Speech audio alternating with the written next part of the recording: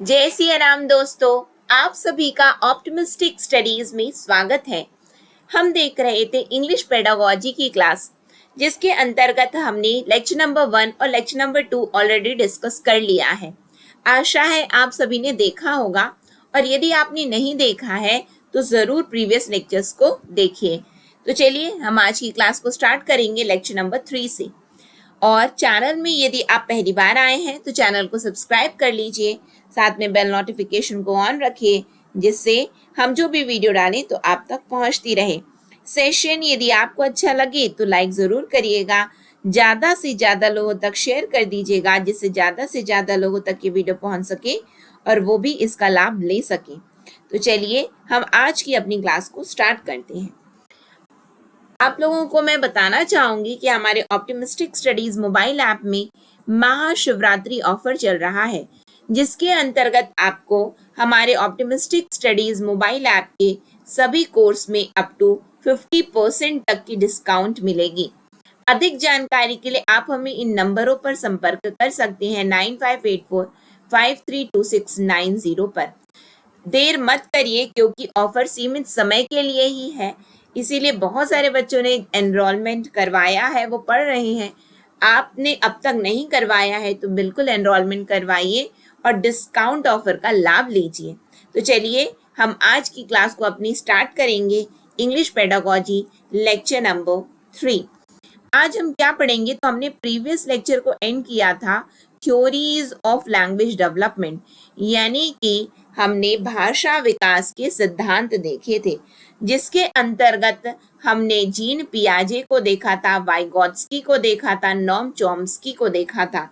I hope आप सभी को याद होगा कि हम सभी ने इसको डिस्कस किया हुआ है, ठीक है। और फिर आज हमें क्या देखना है, साथ ही साथ हमने नोम चॉम्स्की के साथ हमने स्किनर को भी देखा हुआ है। जीन पियाजे ने हमेशा किस पर बल दिया? जीन पियाजे ने बल दिया कि जो हमारे थॉट्स हैं वो पहले आते हैं लैंग्वेज के, यानी कि थॉट हमारे विचार हमारी भाषा का निर्णय करते हैं। निर्णायक कौन है हमारी भाषा का? तो हमारे विचार। वाइगोत्स्की का कहना है कि थॉट और लैंग्वेज पैरेलली चलते हैं या फिर अलग अलग चलते हैं, ये वाइगोत्स्की का कहना है, ठीक है। ये फिर उसके बाद हम नोम चॉम्स्की में आए थे, तो इन्होंने लैड का कॉन्सेप्ट दिया था, लैंग्वेज एक्विजिशन डिवाइस, यानी कि हमारे दिमाग में लैड है, लेकिन ये लैड 5 साल के बाद एक्टिव हो जाता है। हमारे दिमाग में ऑलरेडी है, लेकिन वो लैड 5 साल के बाद एक्टिव हो जाता है। लैंग्वेज एक्विजिशन डिवाइस, यानी कि हमें इनबॉर्न कैपेबिलिटी है, इन्नेट कैपेबिलिटी है लैंग्वेज को एक्वायर करने की, नोम चॉम्स्की का कहना है। स्किनर का क्या कहना है? तो स्किनर ने सोशल लैंग्वेज लर्निंग का कॉन्सेप्ट दिया था, यानी कि हम समाज में क्या कर लेते हैं, समाज में अल्टीमेटली यदि हम बोले कि री इन्फोर्समेंट के द्वारा और एंगेजमेंट के द्वारा हम क्या करते हैं, हमारे अंदर लैंग्वेज डेवलप हो जाता है एंगेजमेंट के द्वारा, ठीक है। एंगेजमेंट के द्वारा, रीएन्फोर्समेंट एंड एंगेजमेंट के द्वारा हम अपनी भाषा का विकास कर सकते हैं, ऐसा बीएफ स्किनर ने कहा है। क्योंकि हम एक खाली बर्तन की तरह हैं, और जो कुछ भी लैंग्वेज हमें डाल दिया जाएगा हम उसको ही क्या कर लेंगे, एक्वायर कर लेंगे, हम उसको ही ग्रहण कर लेंगे, ठीक है, हम उसको ही अर्जन कर लेंगे। ऐसा किसने कहा? स्किनर ने कहा है। आई होप हमने प्रीवियस लेक्चर में जो कुछ भी पढ़ा था एक बार यहाँ पे रिवाइज हो गया। नाउ कुछ थ्योरीज और भी हैं जो कि हमने नहीं पढ़ी थी, तो उसको पढ़ लेते हैं हम लोग। जैसे कि क्योंकि एग्जाम में हमारे आता है, ठीक है। तो 4 हो गया था, ये 5वीं नंबर की थ्योरी है। किसकी थ्योरी है? साइपर-वुर्फ हाइपोथेसिस कहा जाता है, साइपर-वुर्फ हाइपोथेसिस, ठीक है, हाइपोथेसिस। अब ये क्या है, तो इस पर थोड़ी सी चर्चा कर लेते हैं हम लोग कि इनका क्या कहना है। ये हाइपोथेसिस कहता है कि language language either determines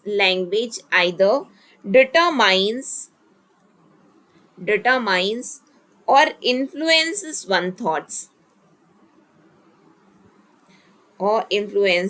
one's thought.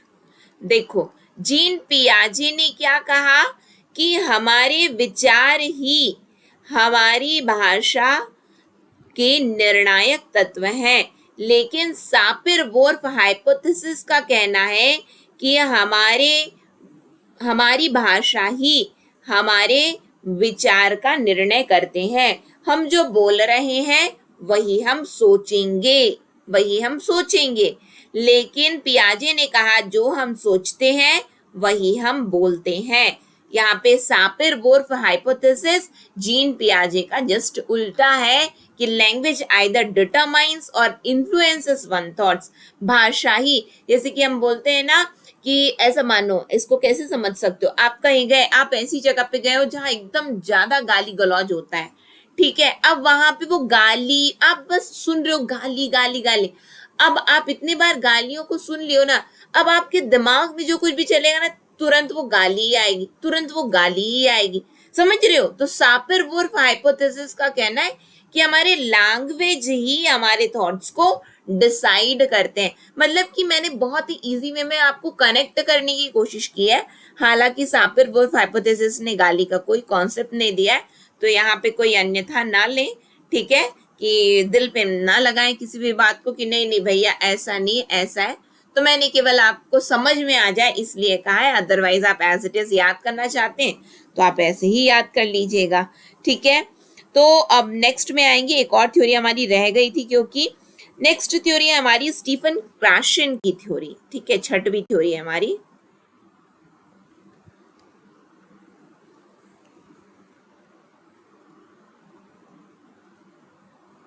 Stephen क्राशन की थ्योरी एग्जाम में क्वेश्चन आया है ना, इसलिए इम्पोर्टेंट हो जाता है ये सभी चीजें हमें पढ़ना,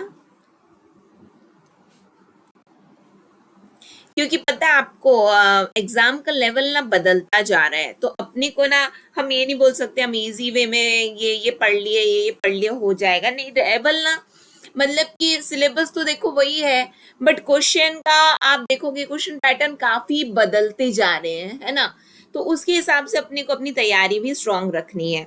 तो स्टीफन क्रैशन का क्या कहना है उस पर थोड़ी सी चर्चा करेंगे हम लोग, कि स्टीफन क्रैशन ये बिलीव करते हैं, he believes that we can acquire a second language. He believes we can acquire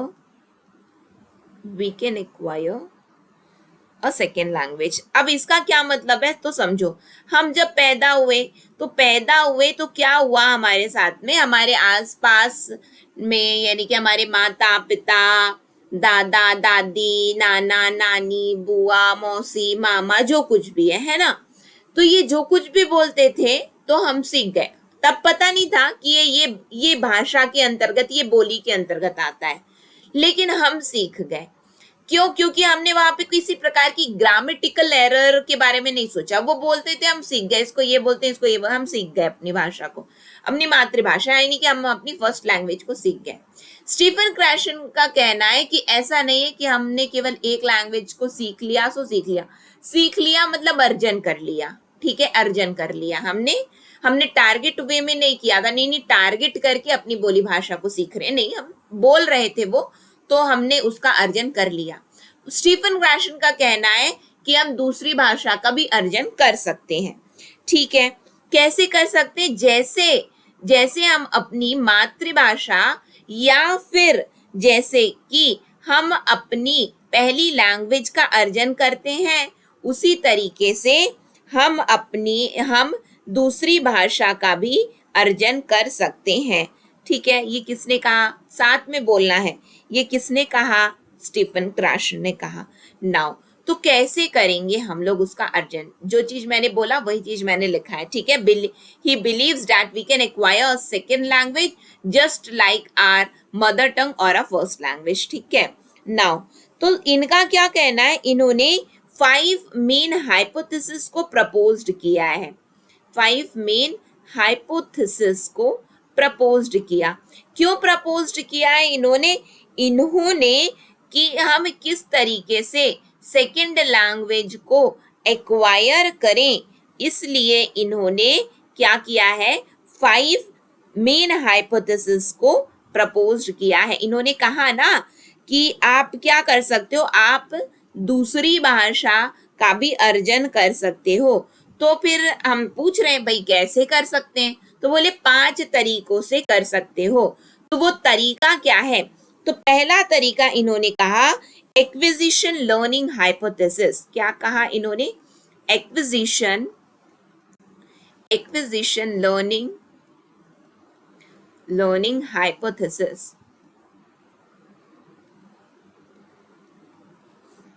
अब ये क्या होता है, चलो देख लेते हैं फिर कि ये क्या होता है।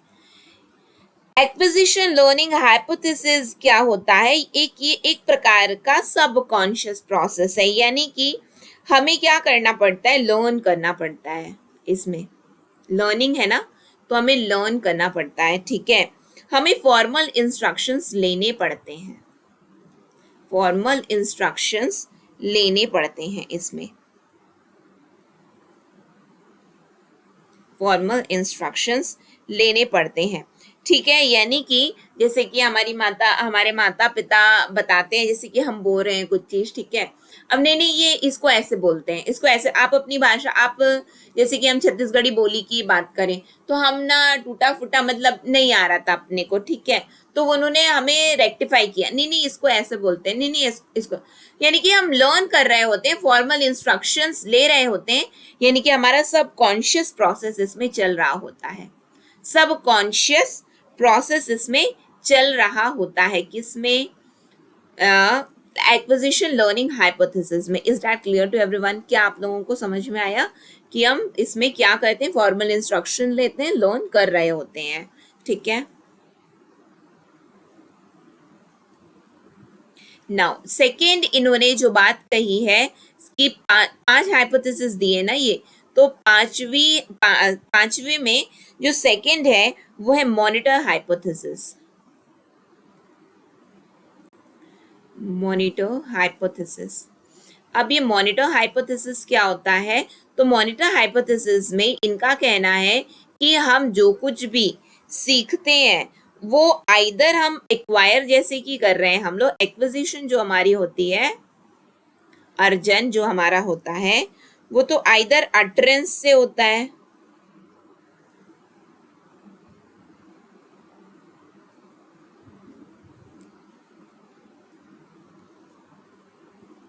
आइदर अटरेंस से होता है, यानी कि हम बार बार बोल रहे हैं, ठीक है। और लर्न कैसे करते हैं हम लोग इसमें,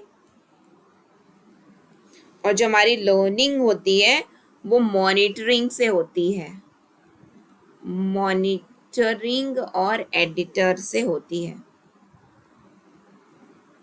अटरेंस मतलब बार बार बोल रहे हैं, और जो लर्न करते हैं वो उसको हम लोग कि जैसे सामने वाला व्यक्ति बोला, ठीक है, तो समझ में, अच्छा इसको तो ये बोलते हैं, अच्छा इसको तो ये बोलते हैं, यानी मॉनिटर किए, और फिर उसके बाद हम जो बोल रहे थे गलत सलत बोल रहे थे तो हम उसमें एडिट करते जाएंगे, ठीक है। ऐसे हम मॉनिटर हाइपोथेसिस में काम करते हैं।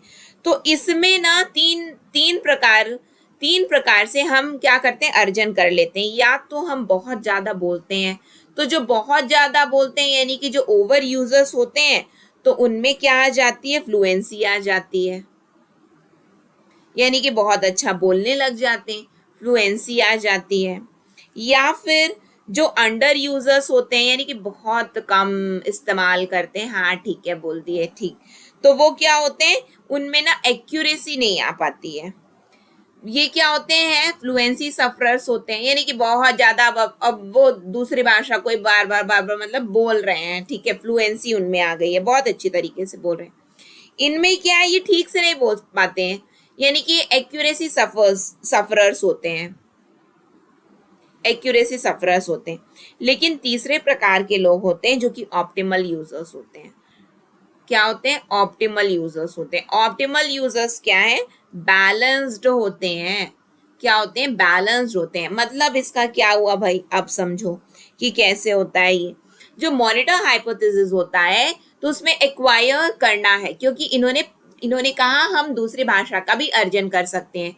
तो पहले के लिए इन्होंने क्या कॉन्सेप्ट दिया, पहले के लिए उन्होंने एक्विजिशन लर्निंग हाइपोथेसिस दिया है, जिसमें हमको लर्न करना पड़ता है, फॉर्मल इंस्ट्रक्शंस लेने पड़ते हैं, यानी कि सबकॉन्शियस प्रोसेस इसमें हमारा एक्विजिशन का हमारा सबकॉन्शियस प्रोसेस इसमें चल रहा होता है।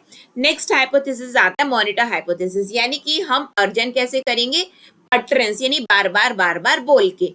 लर्न कैसे करेंगे, सीखेंगे कैसे, हम लोग जब बोल रहे हैं तो उनको ध्यान से हम मॉनिटर कर रहे हैं, हम जो गलत सलत बोल रहे हैं तो हम उसमें एडिट करते जा रहे हैं।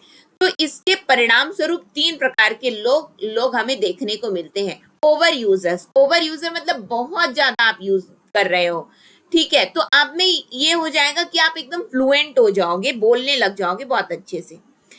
अंडर यूजर जो बहुत कम इस्तेमाल कर रहे हैं तो वो अच्छे से नहीं बोल पाएंगे, यानी कि वो एक्यूरेसी सफरर्स रहेंगे, ठीक है। फिर उसके बाद में जो ऑप्टिमल यूजर होते हैं वो बैलेंस्ड वे में बोल पाते हैं, समझ में आया, बैलेंस्ड वे में अर्जन कर पाते हैं। थर्ड हाइपोथेसिस जो इन्होंने दिया है उसका नाम है नेचुरल ऑर्डर हाइपोथेसिस। क्या नाम है, नेचुरल ऑर्डर हाइपोथेसिस। अब ये नेचुरल ऑर्डर हाइपोथेसिस के अंडर क्या बताया गया है, तो इसमें कहा गया है कि एक्विजिशन जो हमारी होती है, एक्विजिशन ऑफ ग्रामेटिकल स्ट्रक्चर्स, पहले मैं लिख दूं फिर आपको बताती हूं, है ना, follows a natural order, follows a natural order which is predictable.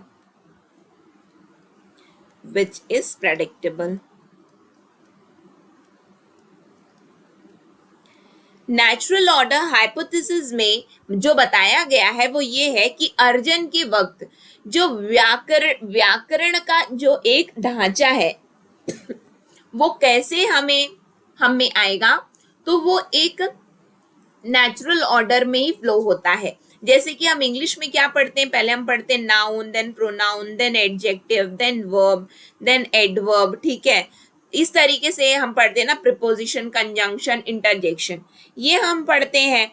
Similarly हम टेंस पढ़ते हैं, टेंस के अंतर्गत हम past tense, present tense, then future tense पढ़ते हैं, फिर उनके प्रकार पढ़ते हैं, इंडेफिनिट, ठीक है।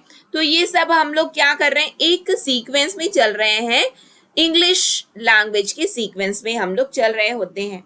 Similarly monitor natural order hypothesis में बोला गया है कि अर्जन के वक्त जो हमारा जो ग्रामेटिकल स्ट्रक्चर है वो नेचुरल ऑर्डर में ही फ्लो होता है, जो कि हम आसानी से जिसका पता लगा सकते हैं। अच्छा आज ये सीखें, अच्छा आज ये सीखें, अच्छा ये आज मैंने ये अर्जन किया, आज मैंने ये अर्जन किया, आज मैंने ये अर्जन किया, ऐसा होता है नेचुरल ऑर्डर हाइपोथेसिस में, यानी कि नेचुरल स्ट्रक्चर रहता है जो कि प्रेडिक्टेबल होता है, ठीक है। नेक्स्ट हाइपोथेसिस हमारा आता है फोर्थ हाइपोथेसिस है हमारा इनपुट हाइपोथेसिस। क्या है, इनपुट हाइपोथेसिस, पहले मैं लिख दूं फिर एक्सप्लेन करती हूं आप लोगों को। इनपुट हाइपोथेसिस, अब ये इनपुट हाइपोथेसिस क्या होता है तो उस पर हम लोग चर्चा कर लेते हैं। इनपुट हाइपोथेसिस में only acquisition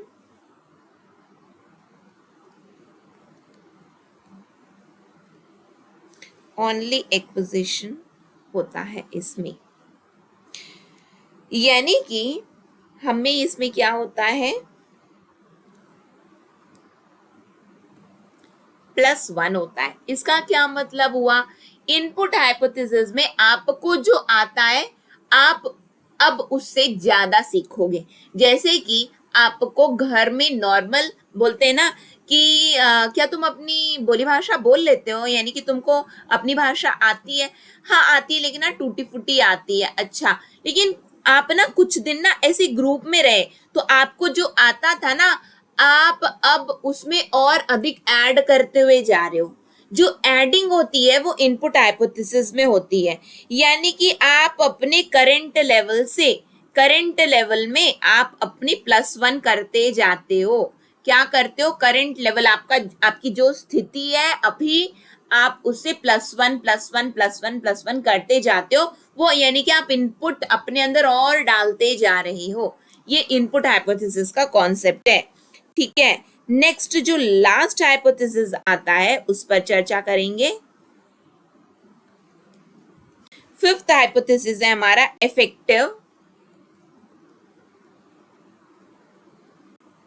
effective filter hypothesis.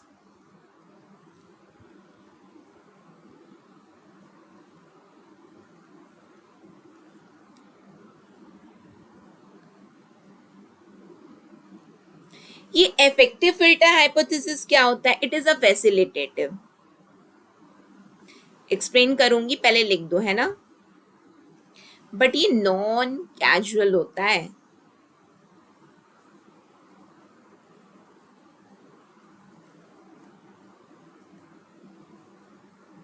इसमें मोटिवेशन रहता है,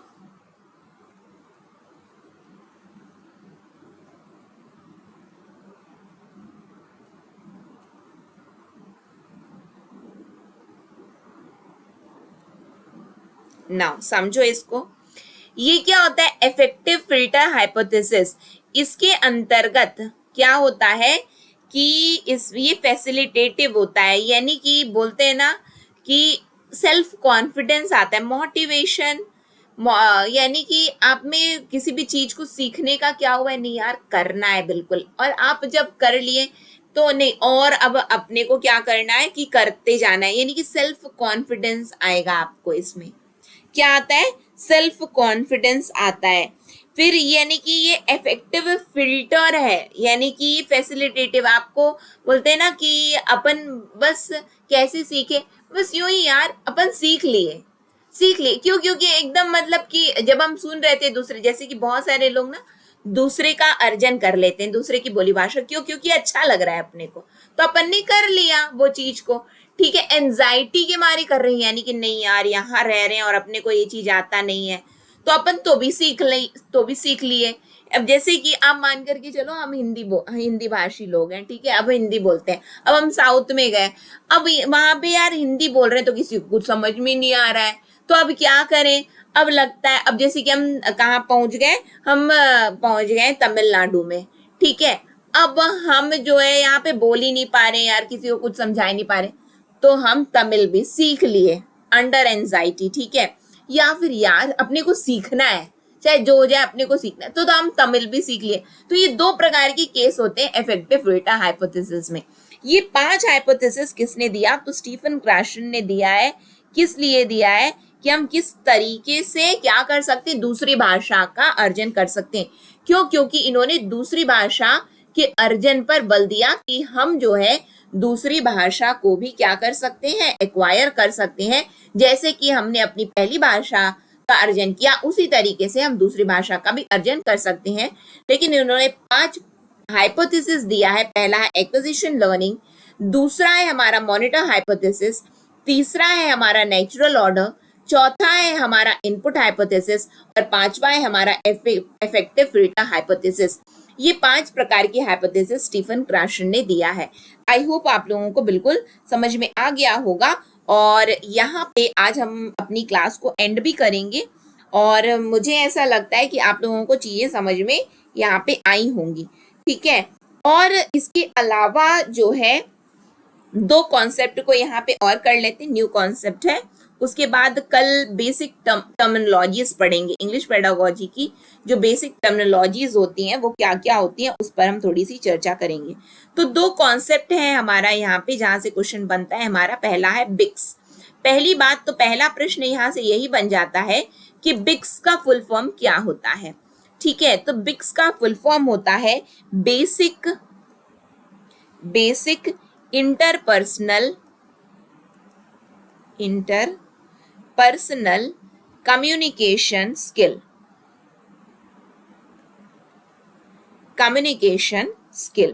ठीक है, ये बिक्स का फुल फॉर्म होता है। ये क्या होता है? इट रेफर्स टू, बिक्स का मतलब क्या होता है? ओफो, चलो कोई बात नहीं, ओवरऑल हर चीज को मैंने डिलीट कर दिया।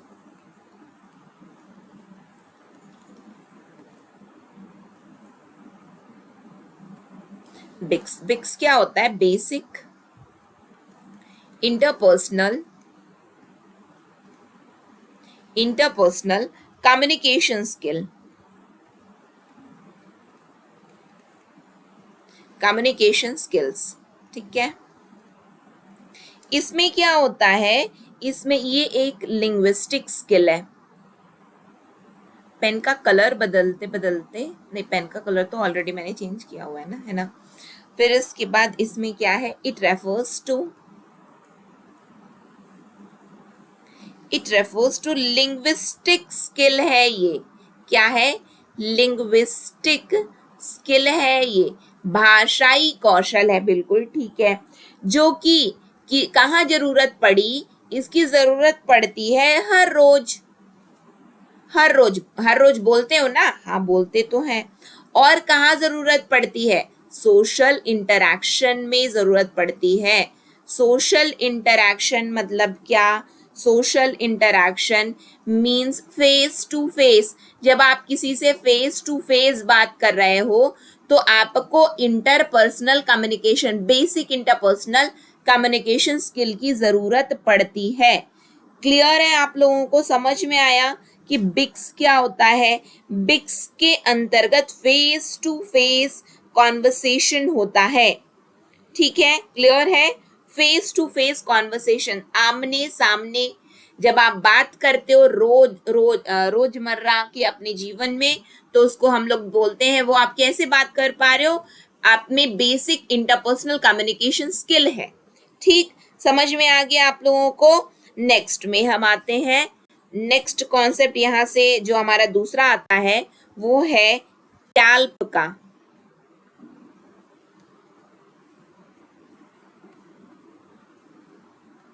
CALP,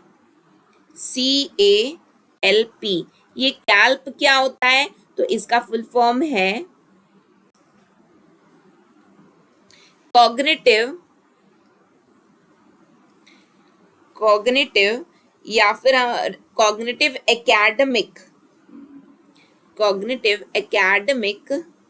language proficiency, language proficiency. अब ये क्या होती है? इसका ये मतलब होता है कि ये आपकी लैंग्वेज एबिलिटी है। It is the language ability, language ability. ठीक है, क्षमता, भाषाई क्षमता है। किस लिए इसकी जरूरत क्यों पड़ती है? इट इज रिक्वायर्ड फॉर, इसकी जरूरत क्यों पड़ी? It is required for academic achievement, for academic achievement in a context reduced environment। इसका क्या मतलब हुआ?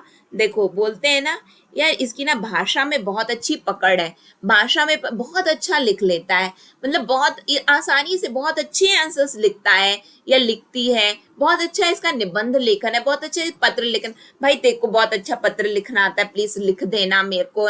क्या बोलते, छुट्टी लेनी है, यानी कि चाहे आप डिपार्टमेंट में हो या फिर आप अपने स्कूल कॉलेज कहीं पे भी हो। तो इसका मतलब कि आपकी ये लैंग्वेज एबिलिटी है, भाषाई क्षमता है, जिसकी जरूरत आपको एकेडमिक अचीवमेंट्स में हुई। ठीक है, एकेडमिक अचीवमेंट्स इन मतलब जैसे कि आपने, आपका एक ये राइटिंग स्टैंडर्ड है ये। ठीक है, जैसे कि हम बहुत अच्छा बोलते हैं ना, आंसर्स बहुत अच्छे तुम्हारे लिखे गए हैं, तुमने बहुत अच्छे आंसर्स लिखे हैं। ये मतलब क्या कि आपकी पकड़ बहुत अच्छी है भाषा पे। ये क्या होता है? ये कैल्प होता है, कॉग्निटिव एकेडमिक लैंग्वेज प्रोफिशिएंसी है आपकी। बातें क्लियर है आप लोगों को? क्या है ये? और ये कॉग्निटिवली डिमांडिंग है ज्यादा। क्या है? कॉग्निटिवली डिमांडिंग, यानी कि भाषाई क्षमता आपकी अच्छी होनी चाहिए, यानी कि इसका डिमांड बहुत ज्यादा है। समझ में आया आप लोगों को? यानी कि इसमें कॉन्टेक्स्ट रेड्यूस्ड एनवायरमेंट क्या है?